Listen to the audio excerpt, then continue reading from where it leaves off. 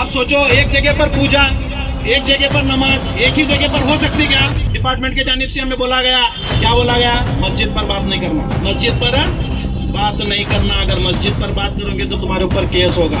और याद रखिए, मुसलमान सिर्फ अल्लाह से डरता है। जो अल्लाह से डरता है किसी के बाप से नहीं डरता। हम कानून की इज्जत करते हैं, पुलिस डिपार्टमेंट की इज्जत करते हैं, संविधान की इज्जत करते हैं। संविधान की हिफाजत के लिए आज हम लोग यहाँ पर खड़े हुए हैं। अगर मुसलमान भड़क गया तो आप ये सारी चीजें हमारे आड़े लाकर कुछ भी, तो मस्जिद पहले है क्या? फौरन तक पहले आया क्या? सिर्फ एसडीपीआई वालों को एक हक है कि आप बोलो, आप करो, आप जेल में जाओ, आप पढ़ो? क्यों हमारे बीवी बच्चे नहीं? आप खुदा के सामने खड़े हो जाएंगे तो वो डर क्या आपको परवाह नहीं है कि मैं क्या जवाब दूंगा? जब मुझे पूछा जाएगा कि मेरी बाबरी मस्जिद पढ़ाई जा रही थी तब तुम कहाँ थे? जब ज्ञानव्यापी को पढ़ाया जा रहा था तब तुम कहाँ थे? जब मथुरा की मस्जिद को ढाया जा रहा था तब तुम कहाँ थे? क्योंकि अगर आप मुंह खोलेंगे, मस्जिद का नाम लेंगे तो हम आपको FIR करेंगे, अरेस्ट करेंगे। सॉरी सावरकर का खून नहीं दौड़ता, मुसलमानों के रगों में टीपू सुल्तान शहीद रंजोल्ले का खून दौड़ता है। मरना एक दिन जरूर मरना है, पर याद रखो, अपना हक अदा करके मरो, उस दिलों की मौत मत मरो।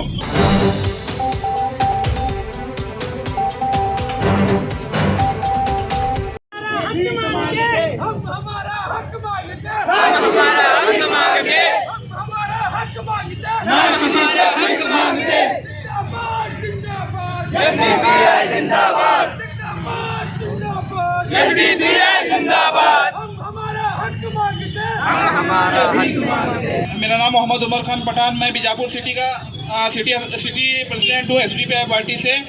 तो मैं आप तमाम का इस्तकबाल करता हूँ, वेलकम करता हूँ कि आपने हमारी एक आवाज़ पर आए। ये हमारे लिए एक बहुत अच्छी बात है कि हम दिखा रहे हैं कि आज हम अभी ज़िंदा हैं।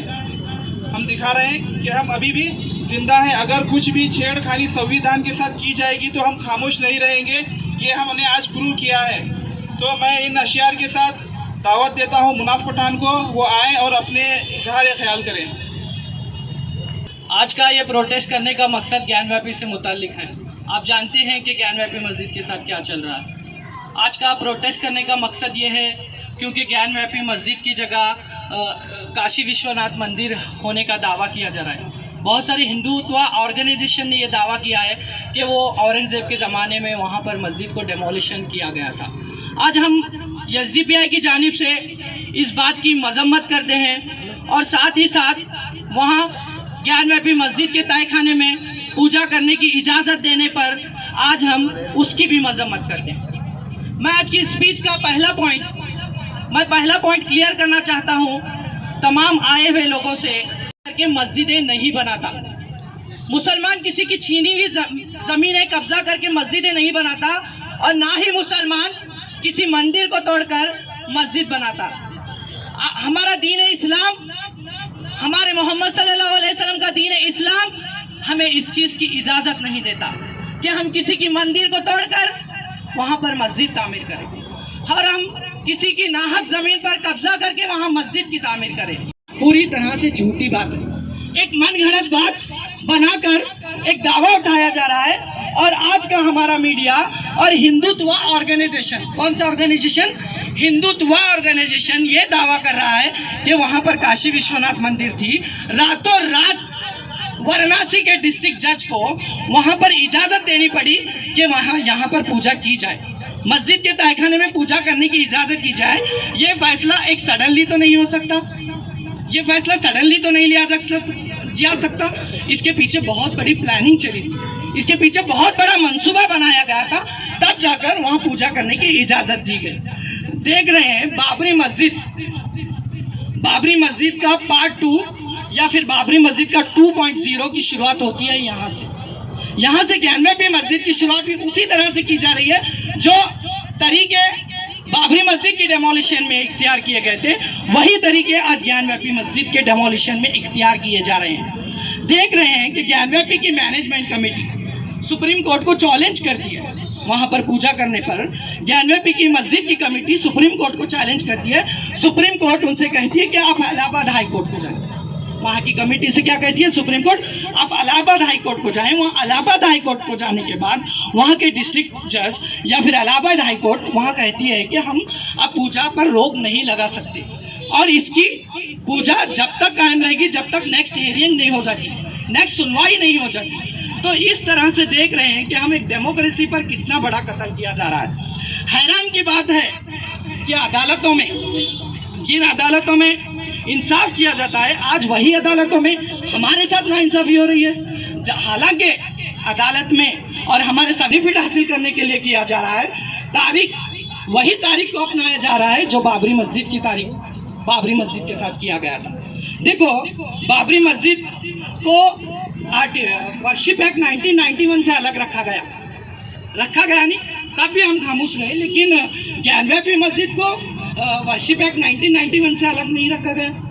क्यों? वर्शिप एक्ट 1991 कहता है कि तुम आज़ादी से पहले से जो मंदिर हो या मस्जिद हो उसे उसी हाल में रखा जाए, लेकिन फिर क्यों ज्ञानव्यापी मस्जिद को बदलने की कोशिश की जा रही है। देखिए, इसका बाबरी मस्जिद का फैसला आस्था की बुनियाद पर हुआ, हम खामोश रहे।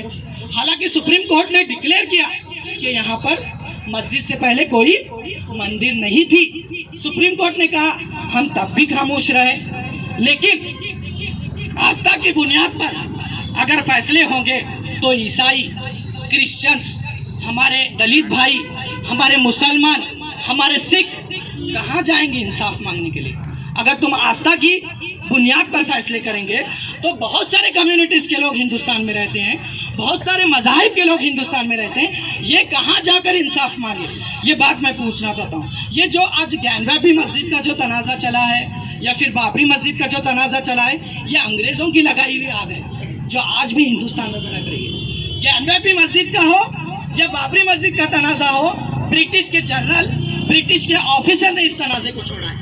आज ब्रिटिश अंग्रेजों की बातों पर विश्वास करके आज काशी विश्वनाथ मंदिर को, हमारे ज्ञानव्यापी मस्जिद को काशी विश्वनाथ मंदिर होने का दावा किया जा रहा है। देखिए, बाबरी वबरकातुहू। पहले तो मैं यहाँ पर आई हुई आवाम का तहे दिल से इस्तकबाल करता हूँ कि जिन्होंने नमाज के बाद अपने ज़रूरी इक़दामात को दरकिनार करते हुए हमारे SDPI की जानिब से दी गई एक आवाज़ पर आप लोग यहाँ पर एक अपनी दिली जज्बात को लेकर, मस्जिद से मोहब्बत लेकर, अपने मुसलमान होने का सबूत लेकर आप लोग यहाँ पर कड़ी धूप में खड़े हैं। पहले तो मैं बहुत ही तहे दिल से आपका इस्तकबाल करता हूँ। साथ ही साथ मैं आए हुए यहाँ पर हमारी सिक्योरिटी के खातिर पुलिस डिपार्टमेंट जो आई है, मैं उनका भी तहे दिल से इस्तकबाल करता हूँ। आज हमारा बुलाने का मकसद, आप लोगों के सामने अपनी बात को रखने का मकसद ये है कि जिस कदर मुल्क के अंदर एक संविधान खिलाफ एक एक्टिविटीज़ को चलाया जा रहा है बाय गवर्नमेंट, बीजेपी गवर्नमेंट के जरिए फैसिस्ट ताकतों को उभार कर जिस कदर मुसलमान कम्युनिटी को एक टारगेट बनाकर इन लोगों ने एक मुसलमान कम्युनिटी को दबाकर उसे कुचल कर अपनी जो है इस इनकी खूनी राजनीति जो कर रहे हैं, ये अब बर्दाश्त नहीं किया जाएगा। ये सारी चीज़ें जो है हमारे सर के ऊपर से निकलती हुई जा रही हैं। इसके बाद भी अगर हम खामोश हैं तो याद रखो कि आने वाली हमारी नस्लें इनके सामने आवाज़ भी नहीं कर पाएंगी। आज इस देश के अंदर कॉन्स्टिट्यूशन अगर बरकरार रहेगा, कॉन्स्टिट्यूशन पर हम अमल करते रहेंगे, कॉन्स्टिट्यूशन की हिफाजत हम करते रहेंगे, तो हम इस देश के अंदर सर उठाकर जिंदगियां बसर करेंगे। जिस कदर बाबा साहब अम्बेडकर का गुलबर्गा डिस्ट्रिक्ट में एक बहुत ही भद्दा तरीके से अपमान किया गया, उसके बाद टीपू सुल्तान रहमतुल्लाह अलैह का अपमान किया गया। ये लोग कौन है? टीपू सुल्तान रहमतुल्लाह अलैह first freedom fighter of the India, याद रखिए आप। और उनके बाद बाबा साहब अम्बेडकर जिन्होंने देश की आज़ादी के लिए लड़ा और इस देश के लिए संविधान लिखा, हमें और आपको एक समान हक दिया। अगर ऐसी हस्तियों की इस देश में बेइज्जती की जा रही है तो हम खामोश हैं, तो याद रखिए ये बेइज्जती और बेशर्मी की जिंदगी हमारा मुकद्दर बन जाएगी। आप याद रखिए मेरी बात को।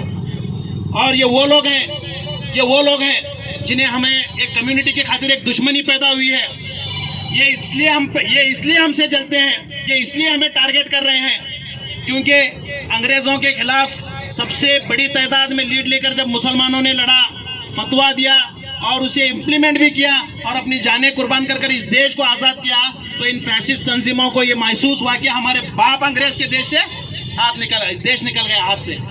इनको तकलीफ ये है कि इनके बाप जो अंग्रेज थे इस देश में कब्जा करके बैठे हुए थे, इनके बाप के हाथ से देश निकल गया, तो ये नाजायज औलाद यहाँ पर जो है अपना एक अलग प्रोपेगेंडा के तरीके से हम मुसलमानों को तकलीफ पहुँचाने के लिए बैठी हुई है। तो हमें इस बात का बखूबी ख्याल रखना है हमें इस बात का बखूबी ख्याल रखना है, जिस कदर एक कम्युनिटी को टारगेट करते हुए अब इनके एक मदरसों पर, मस्जिदों पर और हमले किए जा रहे हैं। दिन ब दिन मस्जिदों पर हमले हो रहे हैं। कुछ दिनों पहले ज्ञानव्यापी का मसला ये था कि हम यहाँ पर हिंदू की मंदिर है बोल के याचिका दाखिल करें। अरे मैं तो कहता हूँ ऐसे ये अनकॉन्स्टिट्यूशनल याचिका कोर्ट में लेना भी नहीं चाहिए। ऑन द स्पॉट इन लोगों को अरेस्ट करना जरूरी है। इसके बावजूद भी डिस्ट्रिक्ट कोर्ट इनकी याचिका लेकर इस पर सुनवाई करते हैं। मुझे बड़ा ताज्जुब होता है, मुझे बड़ा अफसोस होता है कि हमारी देश की अदलिया कहाँ जा रही है। अरे अगर हम इंसाफ अदलियाओं से नहीं मांगेंगे तो कहाँ से मांगेंगे?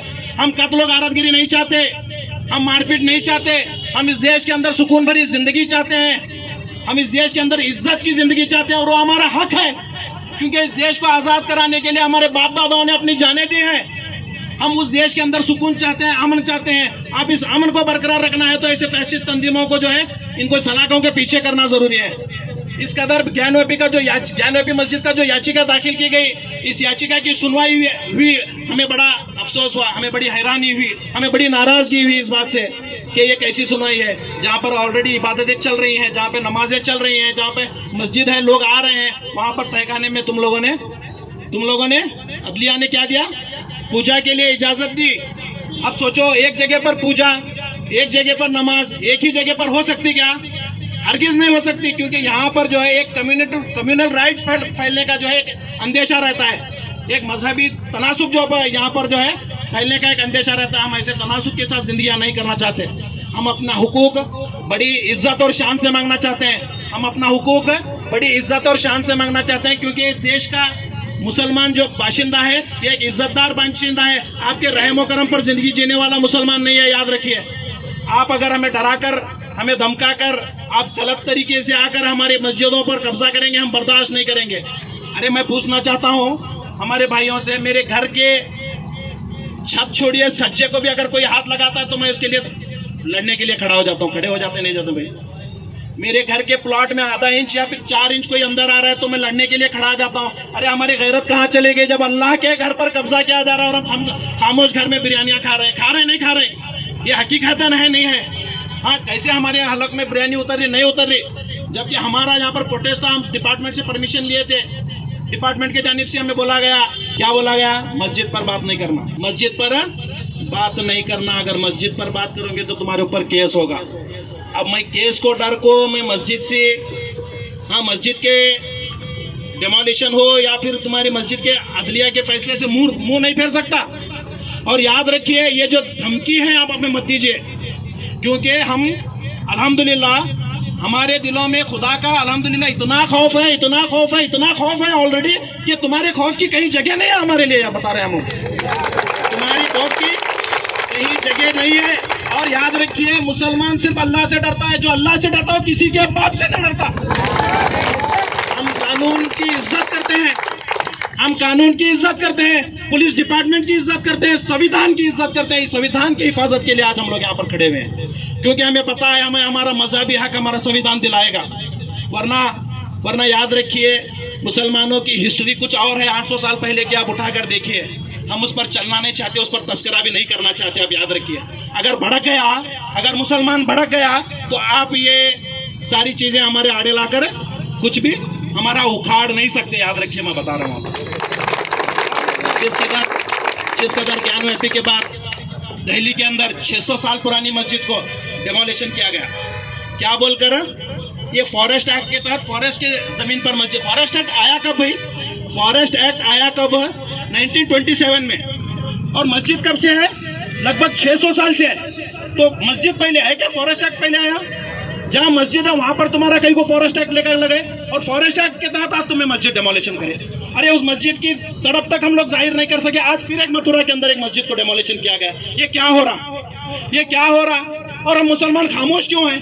क्यों इकट्ठा नहीं होते? क्यों नहीं सोचते? क्यों आगे नहीं आते? क्यों नहीं बोलते?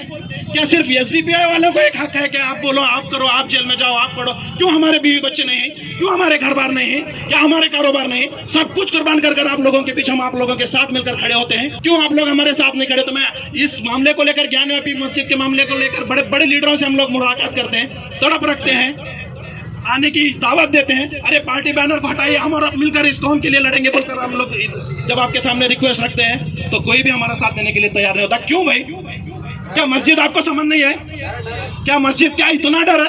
क्या इतना डर है? अरे कल के रोज जब आप खुदा के सामने खड़े हो जाएंगे तो वो डर क्या आपको परवाह नहीं है कि मैं क्या जवाब दूंगा? जब मुझे पूछा जाएगा कि मेरी बाबरी मस्जिद पढ़ाई जा रही थी तब तुम कहाँ थे? जब ज्ञानव्यापी को पढ़ाया जा रहा था तब तुम कहाँ थे? जब मथुरा की मस्जिद को ढाया जा रहा था तब तुम कहाँ थे? क्या वो खौफ से बढ़कर ये आपके पॉलिटिकल बाप दादाओं का खौफ है?